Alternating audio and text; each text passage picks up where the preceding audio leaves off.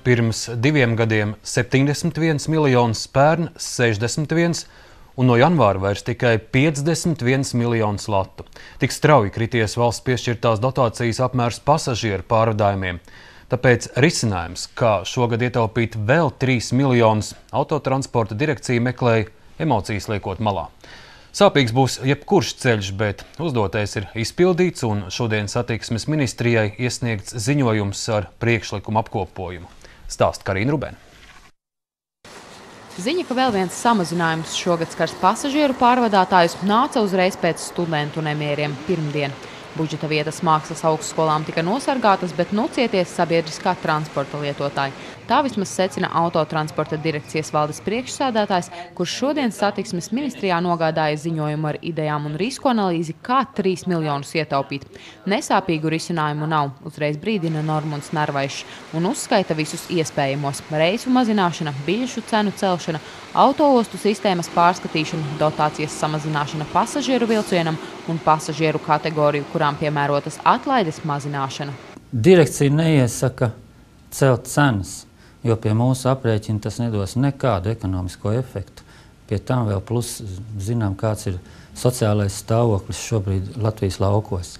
Mēs arī paši neiesakam aiztikt šīs īpašās kategorijas, tātad invalīdus, bērnus, bāreņus, bērnus, jo tas arī nesīs līdzi sev veselu kompleksu ar citām problēmām. Sociālā spriedze vai pārunas ar pārvadātājiem par līgumu nosacījumu maiņu ir sekas, no kurām pēc Narvaiša domām neizbēgt neviena risinājuma gadījumā. 6 lati par katru iebraukšanas reizi. Tāda ir maksa, kādu pasažieru pārvadātāji maksā Rīgas starptautiskajai autoostai. Kad valsts kopējā budžetā par 3 miljoniem dotācija tiks samazināta, viņi sākuši domāt, varbūt ietaupījums jāmeklē tieši šajā virzienā. Izmaksas ir tādas, kādas viņas ir, un man šķiet, nevienam nav noslēpums, ka izmaksas jau mums nekrītās, ja mums nokristos izmaksas. Es būtu vienkārši priecīgs, mēs arī noteikti cenas laist uz leju, jo tas būtu iespējams. Bet, kā jūs zinat, zemes nodoklis, īpašuma nodoklis ir pieaudzis, gandrīz dubultā. Piemēram, akciju sabiedrība Nordeka vien pagājušajā gadā autoostām izmaksājusi 600 000 latu, un tā ir milzīga daļa no valsts piešķirtās dotācijas, uzsver pārvadātājs. Tā kā izskanējis ir presē, kur daži pārvadātāji izteikušies, ka viņi nebrauks iekšā autoostās un apstāsies pie jebkuras staba. Protams, to var visu darīt, un tas ir iespējams, bet padomāsim par tiem pasažieriem. Jo cietēji jau būs pasažieri. Arī autotransporta direkcijas ziņojumā šis variants ierindots neefektīvo sarakstā. Šīs autostu problēmas ir skatītas ziņojumā, bet ja arī tiek pat likvidētas atsevišķas autostas, tad finansiāli liela ieguvuma tur tomēr nevar atrast. Satiksmes ministrija lēmumu, kādā veidā uz pasažieru pārvadāšanas rēķina ietaupīt budžeta konsolidācijai nepieciešamo summu, solījusi pieņemt pirmdien. Karina Rubene, Juris Rītiņš, Latvijas televīzija. Vai 1 latu par degvielas litru sasniegsim jau šogad? Neviens šādu scenāriju prognozēt neuzdrošinās, bet vērojot pašreizējo situāciju, šķiet, ka līdz latam nonāksim jau drīz. Autovadītāji šausminās un taupa, pārsēžoties sabiedriskajā transportā vai mazāk braucot. Degvielas tirgotāji cenu kāpumā vaino ārējos apstākļus. Par iemesliem plašāk Miroslavs Kotis. Pirms 2 mēnešiem janvāra sākuma Degvielas tirgotāju asociācijas valdē Latvijas televīzija prognozēja, ka latu par litru šogad nesasniegsim, bet 90 centīm par degvielas litru tā ir pēdējā robeža, kuru tik ātri vien nesasniegsim. Ir mārta sākums un 95. markas benzīns maksa jau 89,5 centīmu. Prognozēšana, diemžēl, tā ir ļoti nepateicīga lieta, kā mēs saprotam. Degvielas tirgotāju asociācijas valdes priekšsēdētājs uzsver, janvāra sākumā neviens pat nevarēja prognozēt, ka Arābu valstīs būs protesti, bet tieši nemieri ir galvenais iemesls tam, kāpēc pasaulē kāpj degvielas cenas. Uldis Sakne gan piebilst, uz nemieriem kāds arī nopelna. Šī nemieru fona vai, nemieru pamata arī ir diezgan iespējams lielas spekulācijas biržās, kas izmanto šo situāciju un mēģina šīs cenas biržās attiecīgi mākslīgi paaugstināt, bet šeit, protams, ir grūti kaut ko paredzēt, pierādīt vai pamatot, kā tas ir un kā tas nav. Raugoties uz pasaules tendenci un naftas cenām, prognozes nav tas labākās. Pēc degvielas tirgotāju asociācijas domām, tuvāko psiholoģisko barjeru sasniegsim visticamāk jau nākamnedēļ. 90 mēs tomēr droši vien jau sasniegsim tuvākajā laikā. Pie 90 centīmiem visticamāk neapstāsies. Tuvākajos mēnešos valdība plāno palielināt akcīzes nodokli benzīnam.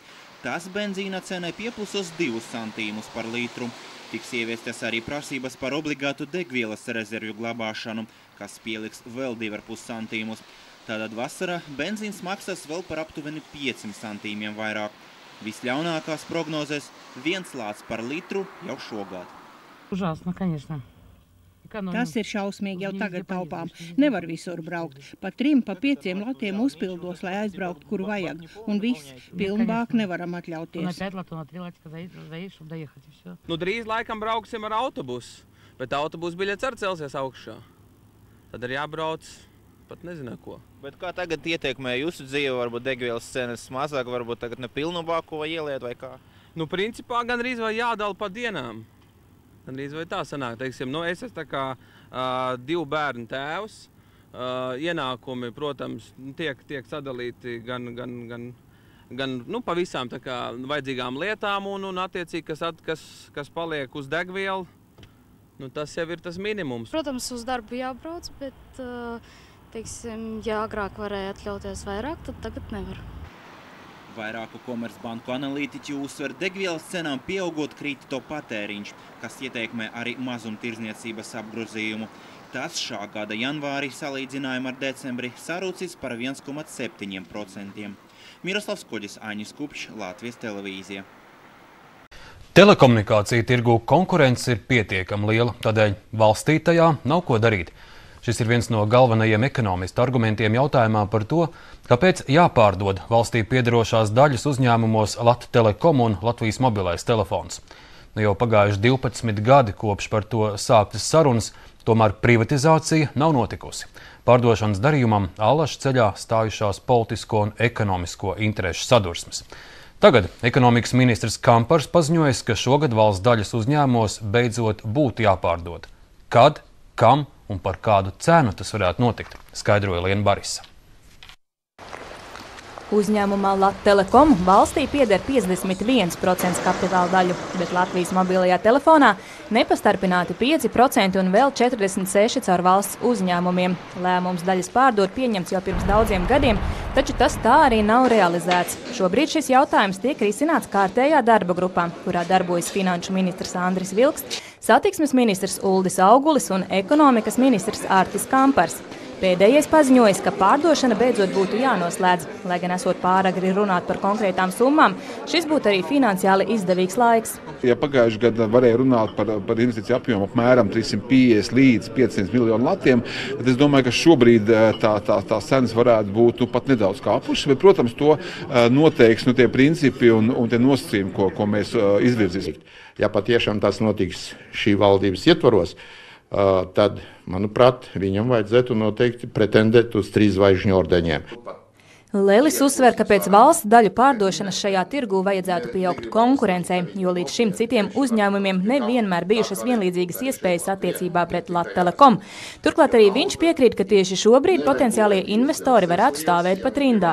Latvijai labākais risinājums būtu, lai tie būtu strateģiski investori, kas atnāktu šeit ne tikai ar naudas maisu, bet arī atnāktu ar savu plānu, un tad varētu Latvijas valdība ne tikai skatīties, cik tas maksā, bet kas Latvijai ir interesantāks no biznesa plāna viedokļa. Taču nevar neņemt vērā, ka interese par abu uzņēmumu daļām ir to līdzīpašniekam Zviedru kompānijai Telia Sonera, kam ir pirmpirkuma tiesības. Ivara Godmaņa valdības laikā viņa piedāvājums uzņēmumu daļas iegādāties par 500 miljoniem latu gan jau tika noraidīts.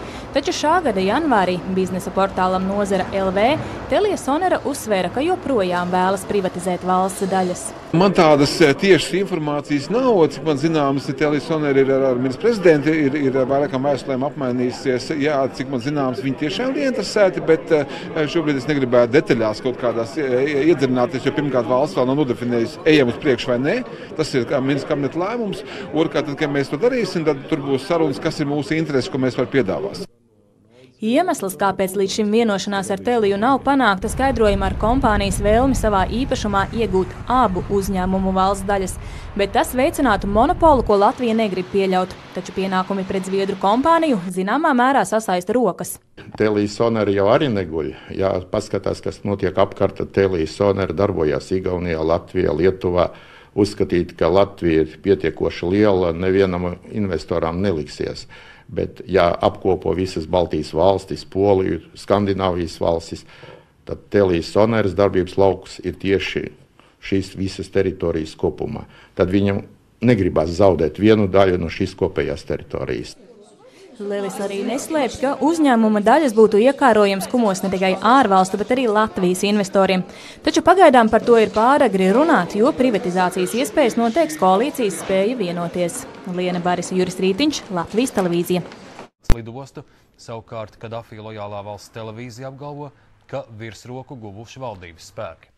Pašlaik nemiernieki pārņēmuši plašas teritorijas valsts austrumos un vidusjūras piekrastē, bet Kadafī spēki kontrolē galvaspilsētu un tās apkārtni. ASV valsts sekretāra Hillary Clinton apstiprinājusi, ka Polijā tiks izvietota pastāvīga Savienoto valstu gaisa spēku bāze. Šo jautājumu viņa pārunāja ar Polijas ārlietu ministru Radeku Sikorski tikšanās laikā Vašingtonā. Lai gan Baraka Obamas administrācija atcēla iepriekšējā prezidenta Džordža Buša plānus Austrumeiropā izvietot pretraķešu aizsardzības sistēmu, pastāvīgas bāzes celtniecība Polijā tiek saukta par alternatīvu reģiona aizsardzības spēju stiprināšanai. Gaidāms, ka bāzē tiks izvietota F-16 iznīcinātāju eskadriļa un Patriot balistiskās raķetes. Tās atradīsies tikai 100 km attālumā no Krievijas robežas. Maskava asi kritizē ASV un Polijas kopīgos militāros plānus, norādot, ka tie apdraud reģionu militāro stabilitāti un izaicina Krieviju. Pretrunīgu reakciju izraisīs Eiropas parlamenta lēmums piešķirt katram deputātam papildus 1500 eiro mēnesī asistentu nolīgšanai.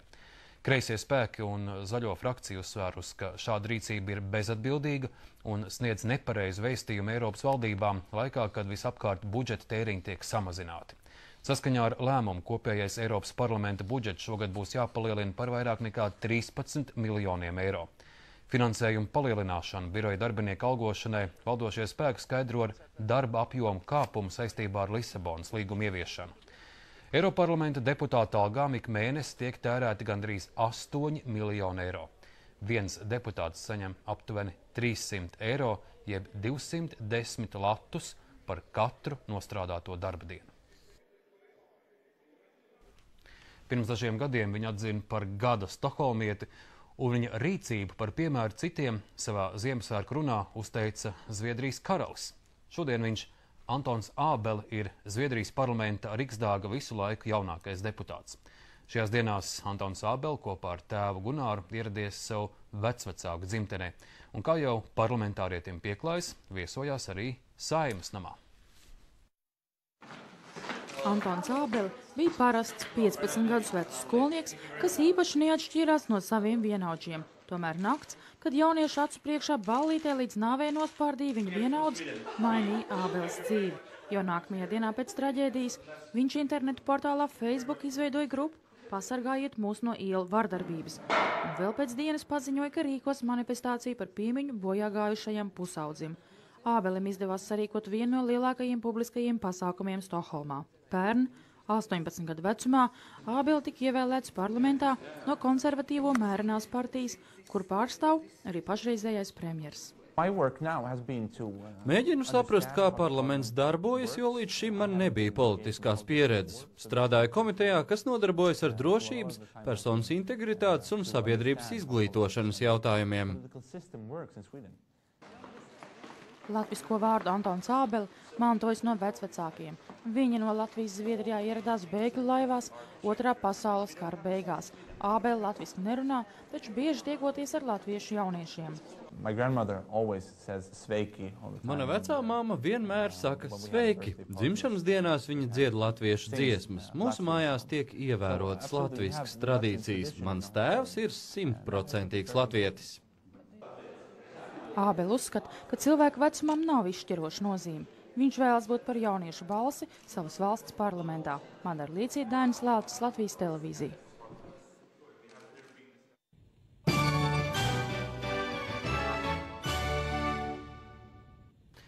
Amatniecības izstrādājumi, ko darinājuši cilvēki ar īpašām vajadzībām, līdz šim bija aplīkojumi un iegādājumi vienīgi izstādēs un gada tirgos.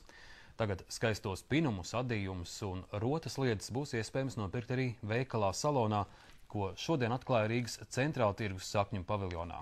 Kā top salona darbi, devās lūkot Māja Migla. Sieviešu invalīdu asociācijā Aspāzī meitenes, kā viņas sev mīļi dēvē, pulcēs kopā, lai rokām čakli kustoties risināt tikpat raitas sarunas gan par valstu un politiku, gan savām sirdslietām. Ainas kundze savulaik bijusi Latvijas čempiona ātrslidošanā. Tagad ātri kustas pirksti adot. Salonam jau noadīt cimdu un zeķis, bet šis adījums būs pašai. Tā būs vestīte. Vestītei mugura būs zila un priekšu būs svītraina. Vilmas kundzei viena šāla jau ap kaklu, otra top. Tas tagad ir tāds, kā saka pēdējais kliedziens, tie tāds šālis tādas ir. Man ir vairāk sādītas arī uz to mērķi, ka es domāju, ka es varēšu viņas pārdot. Tepat līdzās darbojas pinējs. Zem Māras pirkstiem top filigrāna darbiņi no klūdziņām un tāsīm. Šis trauciņš ir domāts, piemēram, kādām konfektēm, cepumiņiem. Šeit ir cibiņi, kas domāt kādam rotas lietām. Šeit arī viegls tāds trauciņš, ka var kaut kādas konfetes ielikt. Un te jau centrāla tirgu jaunajā veikaliņā šie darbiņi izliks. Te ir vēl daudz vairāk, jo savus izstrādājumus veikalā pārdos arī amatnieki no biedrībām Rūpju bērns, Gaismas stars, Samariešu apvienības, Neredzīgo biedrības un citām Rīgas organizācijām, kurās darbojas cilvēki ar īpašām vajadzībām.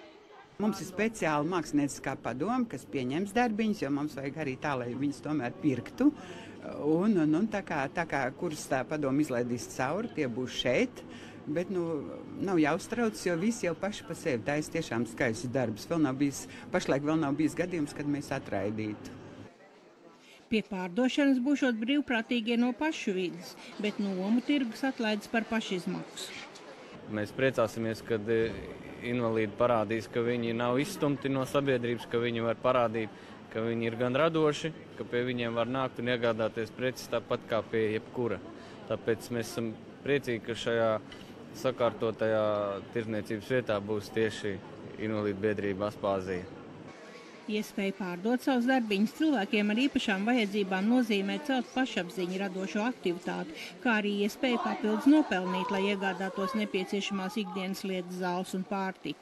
Māja Migla, Ivans Milovs, Juris Rītiņš, Latvijas televīzija. Daudzveidība, krāšņums un latvietība. Tie varētu būt raksturojošie vārdi mūzikas festivālam, kas pašlaik Latvijas Universitātes lielajā aulā ieskans atklāšanas koncertā. 2 nedēļas Latvijas jaunās mūzikas dienās skanēs visu paudžu latviešu komponistu jaunākie darbi. Gan simfoniskajā un kamermūzikā, gan savdabīgās elektroakustiskās melodijās. Stāsta Anda Pastere. Plaši pazīstams un populārs pasaulē, nepelnīti maz zināms šeit pat Latvijā. Komponists Gundaris Pone izvirzīts šī gada Latvijas jauno mūzikas dienu centrā. Viņa mūzika tiešām ir ārkārtīgi interesanta un kaut kādā interesantā ziņā latviska, bet ne tādā ziņā, ka tur būtu sērīgums un melanholisms, kas bieži asociējās latviešu mūziku. Tur ir ārkārtīgi spilgti kontrasti, krāsas. Viņš pats ir teicis, ka latviskums, viņa prāt, ir piemēram tas, ka tieši ir tie kontrasti. Dzīves Latvijā, 2. pasaules kara gados emigrējis uz Ameriku, Gundaris Pone bija avangardists. Savu īpašo mūzikas valodu izkopis 60. gados, kad Latvijā aktuāls bija sociālais realisms, nevis jaunas un nepieradinātas skaņas. Tāpēc īpaši interesants būs koncerts nākamajā piekdienā – Pone pastkartes pārmijas.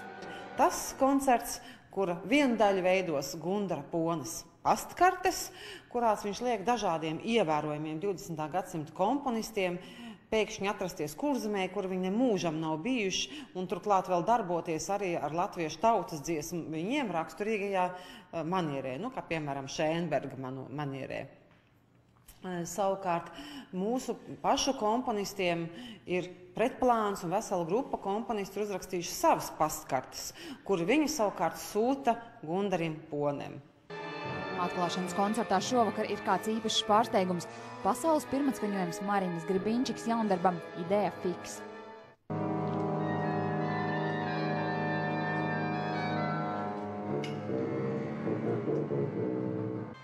Pirmatskaņojumu festivālā būs īpaši daudz. Tieši tāpēc Latvijas jaunās mūzikas dienās kaut ko sev atradīs gan klausītājs, kas meklē spilgtus un eksperimentālus jaunradas darbus, gan mūzikas mīļotājs, kam vairāk pie sirds iet īpaša un melodiska mūzika.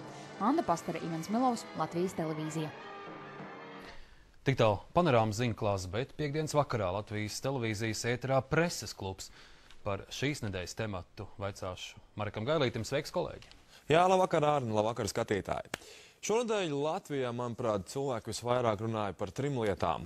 Hokejs, pensiju iespējamā samazināšana un tiesības sargu vēlēšanas. Mēs gan 100. pantu presklubā par hokeju šovakar nerunāsim, bet runāsim par valdību, budžetu, pensijām un jaunas politiskās partijas vienotība, veidošanās process un iespējams arī šī procesa aizkulisēm. Un šovakar studijā mums ir aicināti 3 Saeimas deputāti, kuri Saeimas vēlēšanās startēja zem viena karoga, zem vienotības karoga. Arni? Paldies, Marek. Preses klubs 21:15, bet panorāmā vēl sporta vēsts un Toma Briča laika prognozes brīvdienām. Uz tikšanos! Ilgadējais augsta ranga ierēdnis Mārtiņš Bičevskis kļūst par banku interešu pārstāvi. Vai banku lobijs paliek spēcīgāks? Tas ļoti interesants piedāvājums. Vairāk kā 10 gadus strādāju uz valsti, tā kā gribētos iespējams kaut ko pamainīt. Intervijā tikai de facto premjeras Valdis Dombrovskis, kurš ir īstais valdības vadītājs, un vai valdība tomēr samazinās pensijas. Diskusija jebkurā gadījumā būs. De facto skaidro, vai pensiju samazināšanai maz vēl palikusi kāda alternatīva. Tiekamies svētdien tūlīt pēc panorāmas. Skaties un domā līdzi.